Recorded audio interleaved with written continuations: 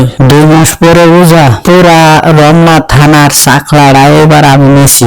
গ্রামের যত বুইরা বাইরা ফকির ফাকরা আছে ন্যাংরা তোর সবটিরে দইরা আনবি, একটা ওয়াজ যাতে না যা বাড়ি যাতে না থাকে। জাগরে দুধের বাচ্চা আছে ওগুলো বেশি করে টেহার লোক দেখায় আনবি, থাকা খাওয়া ফ্রি দিয়ে আনবি। ঢাকা শহরে এই যে আমার যে এরিয়া আছে এর মধ্যে মানুষের সে ফহির যাতে বেশি থাকে ওই ব্যবস্থা করা নেবো। মানে এক পাও দিব এরপরই যাতে ফহির বাজে, প্রত্যেকটা মোড়ে মোড়ে 10টা করে ফহির থমু। রমজানের মধ্যে বিক্রি বেশি দেয়, যদি 5 টাকা দেয় নিবি না, 10 টাকা চাবি। মরা বাপ মাও নিয়ে টানি হেসরা করবি, যদি তাও না দেয় চোখের সামনে দুজক ব্যস্ত নিয়ে মানা সারা করবি, তালেই দিব। আর গ্রামের বুইরা থুইরা লেঙ্গা লোলা আতর মাতুর যা আছে সব ফুল হাতটা নিয়ে করবি। জাগরে দুধের শিশু আছে মাও খুঁজতে নিয়ে আইবি, 20,000 টাকা দিব।